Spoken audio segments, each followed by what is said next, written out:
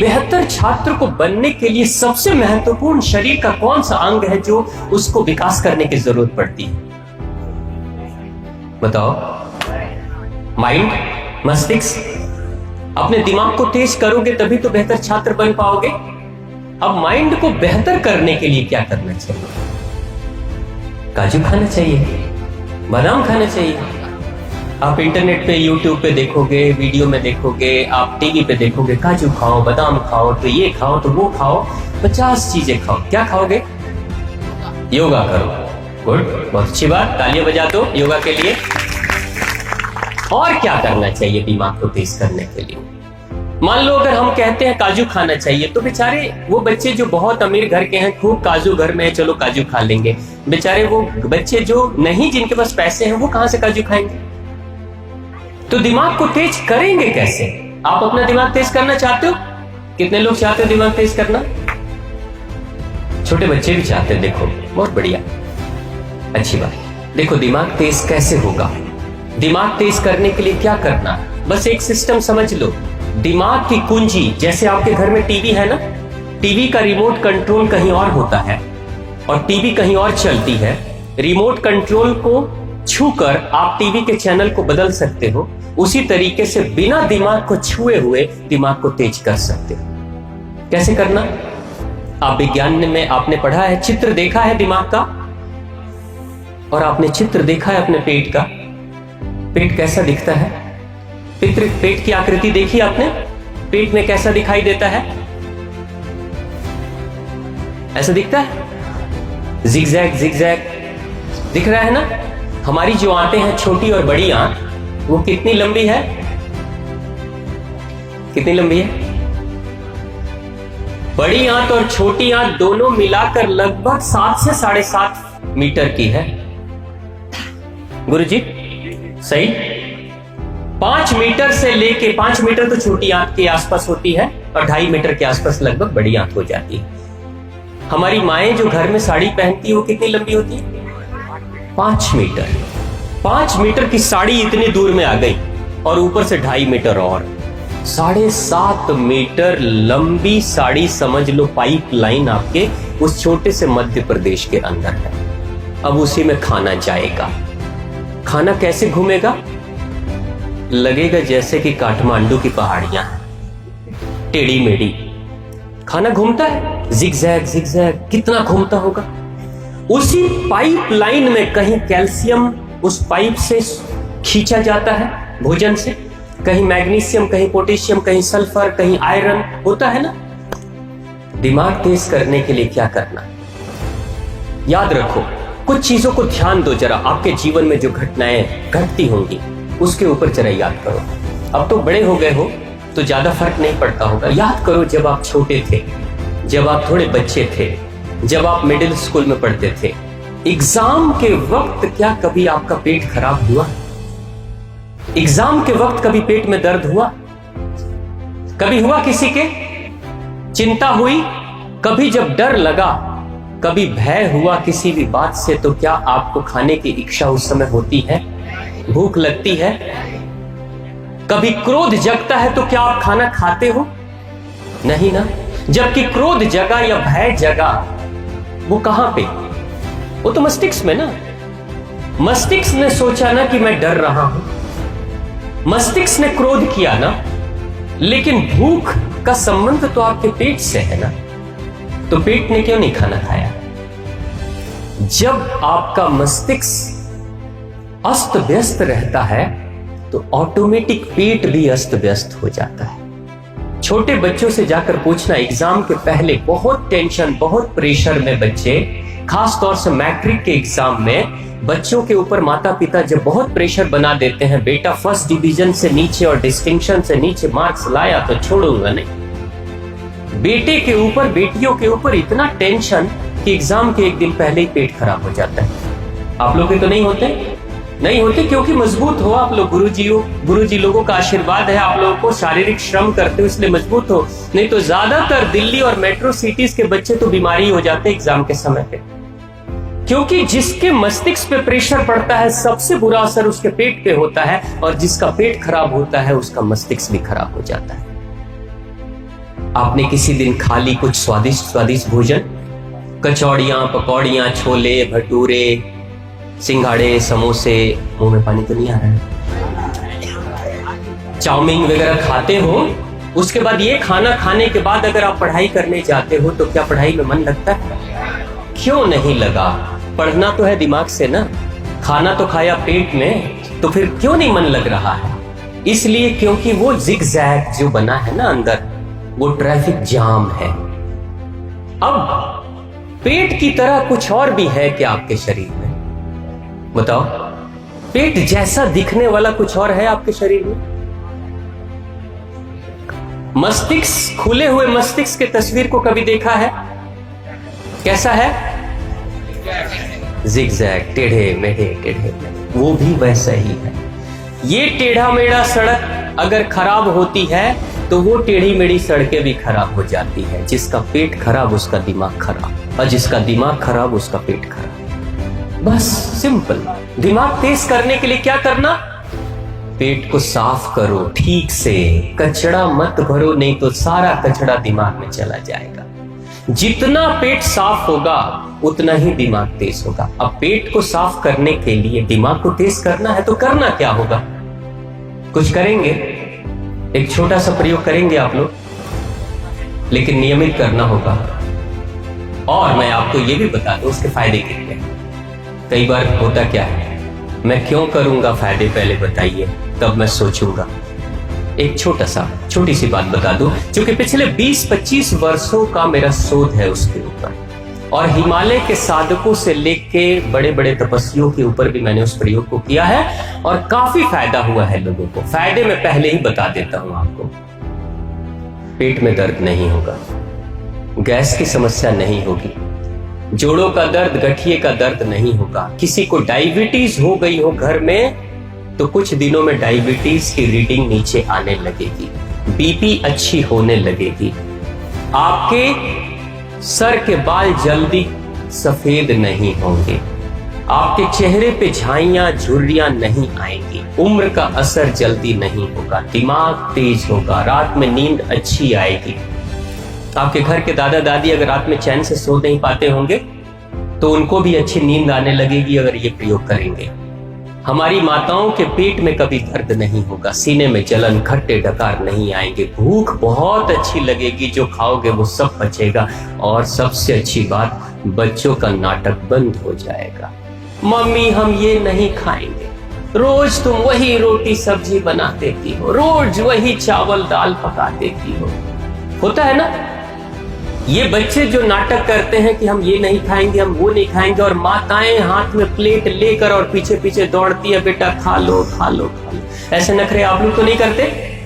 ये नखरे अगर कोई बच्चे करते होंगे तो वो भी सुधर जाएंगे अगर ये प्रयोग करेंगे तो। इसके इतने फायदे, और दिमाग तो तेज होगा। और एक सबसे अच्छी बात आपको पता है क्या होगा? आप लोग एनसीसी के कैडेट्स हो, आपकी स्टेमिना बढ़ जाएगी। इस दुनिया में सबसे ज्यादा हाई स्टेमिना वाला कौन है बताओ? आदमी और जानवर सब मिलाकर बोलो, सबसे ज्यादा स्टेमिना किसमें है? घोड़ा, इसलिए हॉर्स पावर। जबकि उससे ज्यादा शक्तिशाली हाथी है, घोड़े से भी ज्यादा शक्तिशाली हाथी है, लेकिन एलिफेंट पावर तो कभी नहीं बोला ना, हमेशा हॉर्स पावर बोलते हैं। एक स्पोर्ट्स पर्सन को, एक खिलाड़ी को क्या चाहिए? हॉर्स पावर, एलिफेंट पावर नहीं। एलिफेंट पावर खाना है तो कोई बात नहीं, खाते रहो सोते रहो, खाते रहो सोते रहो, कुछ दिन में हाथी तो बन ही जाओगे, हो ही जाओगे, उसके लिए कुछ मेहनत करने की जरूरत नहीं। लेकिन आपको पता है घोड़े का गुण कैसा होता है? घोड़ा, कभी किसी घोड़े को आपने बैठे हुए देखा? बैठे हुए घोड़ा, गाय की तरह, भैंस की तरह? घोड़ा वही बैठता है जो बीमार है। लेकिन आर्मी वालों के घोड़े को कभी आप बैठे हुए नहीं देखोगे। या तो घोड़ा खड़ा रहेगा, नहीं तो गिरा हुआ रहेगा, बिल्कुल गिरा हुआ। अगर फंस गया, चोट लग गई, गिर गया तो गिरा हुआ है, और नहीं तो खड़ा है तो खड़ा है, बीच में बैठा हुआ स्थिति में कभी घोड़ा नहीं रहता है। सो लेता है उसी में। क्यों? इतनी शक्ति है उसके अंदर, घोड़े के अंदर। घोड़े के अंदर स्टेमिना होती है। घोड़े के अंदर स्टेमिना कैसी होती है? घोड़ा जब दौड़ता है ना, घुड़सवार, घोड़े को अगर मारना हो तो सबसे आसान तरीका पता है घोड़े को मारने का क्या है? न चाकू मारो, न गोली मारो, न जहर दो, 10 किलोमीटर दौड़ा कर लाओ और खूंटे में बांध दो, कुछ देर में मर जाएगा। बस इतना ही से मर जाता है घोड़ा। जो अच्छे घुड़सवार होते हैं आर्मी के लोग, वो घोड़ों को दौड़ाते हैं। घोड़ों के लिए ही सिर्फ वही एक जानवर है जिसके लिए अस्तबल बनता है, कोर्टयार्ड बनता है ना। आपने देखा होगा बड़े बड़े बांस के बाउंड्रीज बनाकर और घेरे में घोड़े को छोड़ दिया जाता है। एक जो फौजी होता है घोड़े की सवारी कर कर दौड़ा कर जब आता है तो उस अस्तबल में, उस बड़े से ग्राउंड में घोड़े को छोड़ देता है। घोड़ा दौड़ते रहता है, दौड़ते रहता है, दौड़ते रहता है और धीरे धीरे धीरे धीरे धीरे धीरे शरीर की गर्मी शांत होती है और तब जाकर घोड़ा एक जगह पे खड़ा होता है। यानी घोड़े को रुकने के लिए भी, जब घुड़सवार पीठ से उतर जाता है उसके बाद भी घोड़े को रुकने के लिए कम से कम 10 मिनट, आधे घंटे, 1 घंटे की जरूरत पड़ती है उसके इंजन को शांत करने के लिए, तब जाकर घोड़ा रुकता है। अगर खूंटे पे बांध दिया आपने ना गाय और भैंस और बकरियों की तरह, तो तुरंत मर जाएगा, सफोकेशन हो जाएगी, दम घुट के मर जाएगा वो, क्योंकि दौड़ नहीं पा रहा है।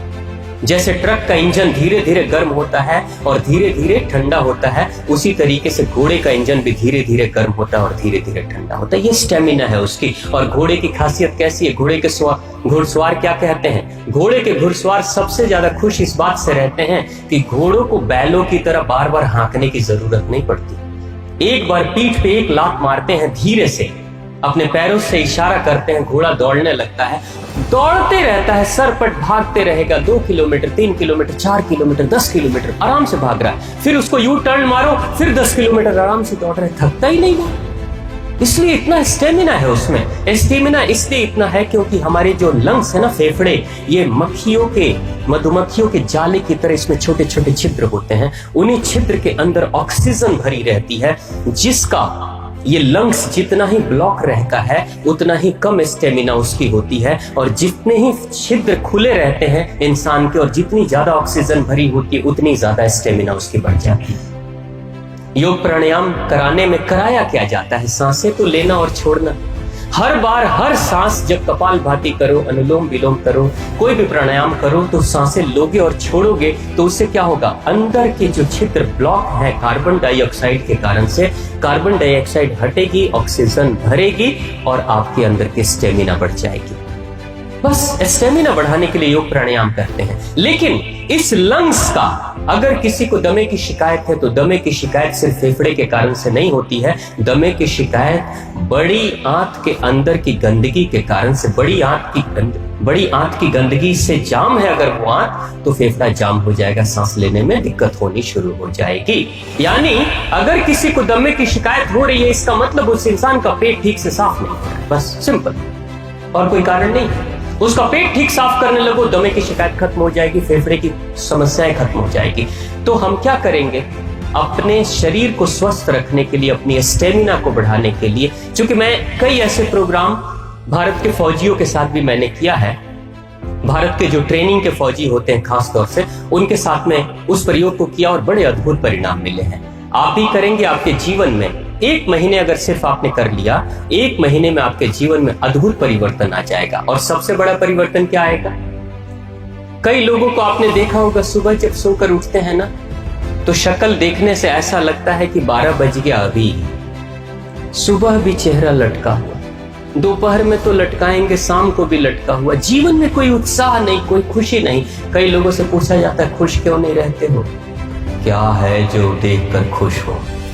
सुबह भी रोना, शाम को भी रोना, दोपहर में भी रोना। आप अगर ये प्रयोग करोगे, आपके मन में बड़ी खुशी आएगी, अंदर से बड़ा उत्साह आएगा, हर कार्य को उत्साह से करोगे। तो वो बहुत छोटा सा प्रयोग है, आप सभी कर सकते हो। क्योंकि जो लोग, अब ये प्रयोग किनको करना है? जिनकी उम्र 15 वर्ष से ऊपर की हो गई है। आप सबकी 15 वर्ष से ऊपर वाली उम्र है ना? 15 वर्ष से जो छोटे बच्चे बैठे हुए हैं, बेटा आपकी 15 वर्ष तो नहीं हुई। 15 वर्ष से जो छोटे उम्र के लोग हैं वो उसकी मात्रा कम रखेंगे, 15 वर्ष से ऊपर वाले उसकी मात्रा ज्यादा रखेंगे। करना क्या, सुबह उठते ही शौचालय जाने से पहले पानी पीना है। अब सुबह कितने बजे उठना है? 8 बजे, 9 बजे, जल्दी तो नहीं बोल दिया, 10 बजे चलेगा, 4 बजे, ठीक है। कितने लोग 4 बजे उठते हैं? देखो उठने वाले बताना। हाँ चलो, कितने लोग 8 बजे के बाद उठते? 8 बजे के बाद, बहुत अच्छी बात। देखो क्यों सुबह बोला गया उठना, आपको पता है एक बात? आपके घर में तो अच्छा है, कोई सभी लोग स्वस्थ हैं।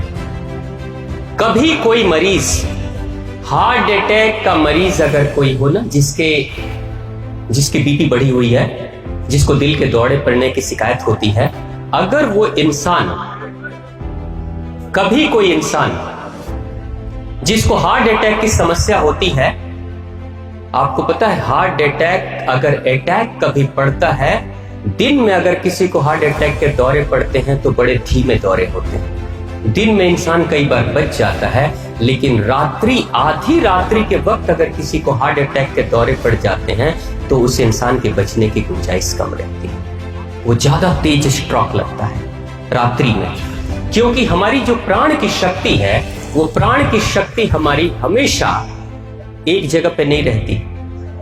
कोई, आपने कभी सोचा हमारा प्राण कहां रहता है? वो ट्रांसफर होते रहता है। रात के, आधी रात के वक्त में हमारी प्राण की शक्ति हमारे फेफड़े और दिल के आसपास में होती है। प्राण की शक्ति यहां पे रहती है आधी रात के वक्त। इसलिए आधी रात के वक्त अगर दिल का दौरा पड़े तो प्राण की शक्ति बहुत तेज है, इसलिए दौरा भी बहुत तेज पड़ता है और बचने की गुंजाइश कम रहती है। आधी रात के वक्त प्राण की शक्ति यहां होती। अब आधी रात के बाद लगभग 3 बजे के बाद रात्रि में प्राण की शक्ति शिफ्ट होती है और चली जाती है बड़ी आंत में। और बड़ी आंत में जब शिफ्ट होती है तो बड़ी आंत की ऊर्जा बढ़ जाती है। अब सुबह के वक्त में जो गुरुओं ने कहा कि सुबह उठो, शौचालय जाओ, पेट की सफाई करो, क्योंकि बढ़ी हुई शक्ति के समय अगर पेट की सफाई, बड़ी आंत की सफाई करोगे तो बहुत आसानी से बड़ी आंत की सफाई हो जाएगी और शरीर की सारी गंदगी बाहर निकल जाएगी। इसलिए गुरुओं ने कहा कि सुबह उठकर जल्दी फ्रेश होना चाहिए। अब जो इंसान, अब वो प्राण की शक्ति बड़ी आंत में सिर्फ सुबह के 6:30 बजे तक रहती है, उसके बाद वो शक्ति ट्रांसफर होकर हमारे पेट में चली जाती है, खाने के लिए चली जाती है, भोजन के लिए चली जाती है। अगर 6:30 बजे से पहले कोई इंसान सुबह में उठकर अपने पेट की सफाई नहीं करता है तो उस इंसान को कब्ज की शिकायत हो जाएगी, फिर उस इंसान को डायबिटीज की समस्या हो सकती है, फिर उस इंसान को बीपी की समस्या हो सकती है, फिर उस इंसान को मानसिक रोग यानी डिप्रेशन की शिकायत हो सकती है शरीर की गंदगी के कारण से। तो उस शुद्धि के लिए सुबह में उठना बहुत जरूरी है। तो सवेरे जब उठते हैं तो उठते ही अगर सूरज के उगने से पहले उठ गए तो बहुत अच्छी बात। सूरज के उगने से पहले उठते हैं, 15 वर्ष से उम्र ज्यादा है, माताएं बैठी हैं, आप लोग के लिए भी है, बाबूजी लोग के लिए, सूरज के उगने से पहले अगर उठ जाते हो, जाड़े का दिन है, हल्का गर्म गुनगुना पानी कर लो और उसकी मात्रा कितनी होनी चाहिए? 1.25 लीटर। कितना? 1.25 लीटर कितना होता है पता है ना? 1250 ml, 1 लीटर और 250 ग्राम और 1 लीटर और 250 ग्राम और 1.25 लीटर पानी पीने की आदत आप डालो। लेकिन पहले दिन पियोगे तो जितनी तेजी से 1.25 लीटर अंदर जाएगा उतनी तेजी से 1.25 लीटर बाहर भी आ जाएगा। पहले दिन अगर ऐसा करोगे तो आपको क्या करना? धीरे धीरे मात्रा बढ़ानी, धीरे धीरे, हाँ, नहीं तो उल्टी हो जाएगी। धीरे धीरे बढ़ाओगे, 1 दिन, 2 दिन, 4 दिन, मात्रा बढ़ाते बढ़ाते 1 हफ्ते में 1.25 लीटर पे चले आओगे आराम से। अच्छा, बिना कुल्ला किए पीना है। और जब मुंह साफ है तो 1 लाख ग्रंथियां मस्तिष्क में काम करती हैं, क्या बनाती हैं? लार। अब उस लार को आप अपने पेट में ही डालोगे पानी के साथ ही। आपको पता है सुबह की लार अमृत है, जिसको हम बाहर नाले में फेंक देते हैं सुबह उठते ही कुल्ला करके। अमृत है वो। तो पता है क्या होगा? छोटे वाले कमरे की बड़ी तेज याद आएगी। छोटा वाला कमरा कौन सा? उस छोटे से कमरे की याद आएगी। और अगर कोई बैठा होगा तो कहोगा जल्दी निकलो भाई, नहीं तो गाड़ी छूटने वाली है, इज्जत जाने वाली है।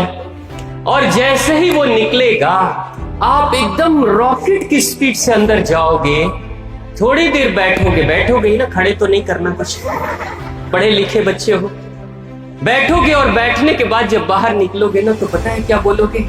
वाह मजा आ गया, बहुत दिनों के बाद मजा आया है। जिस दिन आपके पेट की प्रॉपर सफाई हो जाएगी ना, उस दिन पता है उसी दिन से दिमाग आपका बेहतर होने लगेगा। सिर्फ मजा, पेट साफ हुआ लेकिन मजा आया किसको? दिमाग कहता है ना वाह आनंद आ गया। आनंद की अनुभूति कहां होगी? यहां।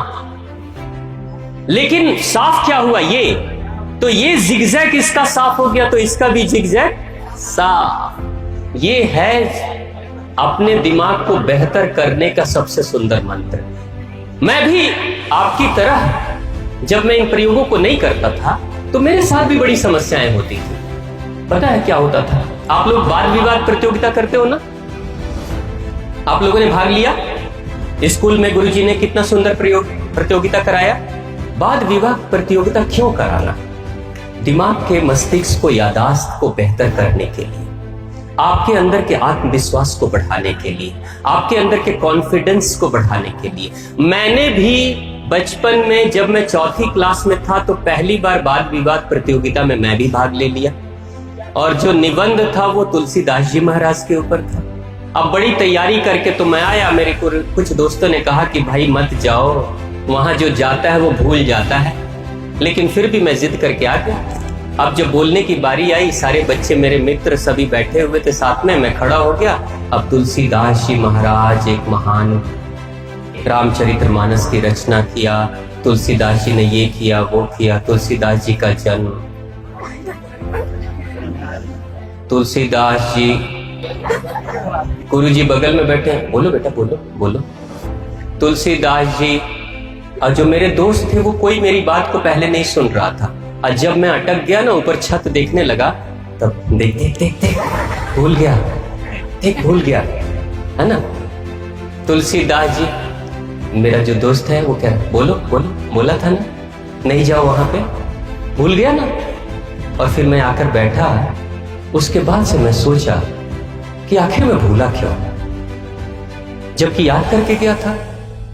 आगे की बातें क्यों भूल गया? इंफॉर्मेशन जो होती है ना, सूचना, वो यहां मस्तिष्क में रहती है, और सूचना छोटे छोटे टुकड़ों में रहती है। सूचना जैसे नदी को देखा आपने, नदियों में छोटी छोटी नावें बहती हैं, छोटी छोटी नाव। एक सूचना अगर आती है दूसरे नाव के पास, मान लो एक सूचना वाली नाव बह रही है पानी में, दूसरी सूचना वाली नाव बह रही है पानी में, तीसरी सूचना वाली नाव बह रही है पानी में। जो इंसान पानी पीना शुरू करेगा, आपको पता है आपके ब्रेन में पानी की मात्रा कितनी है? लगभग 80% से ज्यादा पानी ही होता है ब्रेन के अंदर। और पानी के माध्यम से, उस फ्लूइड और लिक्विड के माध्यम से हमारे अंदर की सूचनाएं तैरते हुए आती हैं और हमारे आगे के तरफ में यहां आती है, तब हमें बातें याद आती। कई बार आपने देखा होगा, अपने पुराने मित्र को याद कर रहे हो और नाम भूल रहे हो, उसका नाम तो मुझे याद है लेकिन अभी याद नहीं आ रहा है, ऐसा होता है ना। और अचानक क्लिक किया, अरे हाँ उसका नाम रमेश है, उसका नाम सुरेश है, उसका नाम ये है, होता है। ये जो फ्लो ऑफ इंफॉर्मेशन है, सूचनाएं हैं चारों तरफ से, ये हम सबके दिमाग में बिखरी बिखरी सी हुई है। लेकिन जब इंसान पानी पीने की आदत डाल लेता है, ये इस प्रयोग शुरू कर देता है, तब क्या होगा? उस पानी के माध्यम से, अब एक बात सोचो, नदी अगर सूख जाए तो क्या नाव तैर पाएंगी? नहीं ना। उसी तरीके से दिमाग जिसका सूख गया है, उसके जीवन में भी फ्लो ऑफ इंफॉर्मेशन, सूचनाओं के आने का जो प्रवाह है वो स्लो हो जाता है। इसलिए वो इंसान सब कुछ पढ़ते हुए भी भूल जाता है। तो अपने ब्रेन को, अपने मस्तिष्क को बेहतर करने के लिए भी ये प्रयोग करना शुरू कर दो। कल से शुरू करेंगे सब लोग? कितने लोग करेंगे? पक्का? माताएं नहीं करेंगी, आप लोग भी करेंगे? जरूर करिएगा, बहुत अच्छा परिणाम मिलता है। और 1 महीने सिर्फ आप कर लोगे तो जीवन में अद्भुत परिणाम मिलेगा। और यही भगवान श्री राम को भी उनके गुरु ने सिखाया था। सिर्फ किताबों की शिक्षा मत ग्रहण करो, किताबों के साथ अपने शरीर को भी बेहतर बनाने की कोशिश करो, क्योंकि अच्छा छात्र वही होता है जिसका शरीर स्वस्थ और तंदुरुस्त होता है। और अच्छा छात्र वही होता है जिसका मन बेहतर होता है और जिसकी याददाश्त अच्छी होती है। निश्चित तौर से वो जीवन में बेहतर कार्य कर पाता है।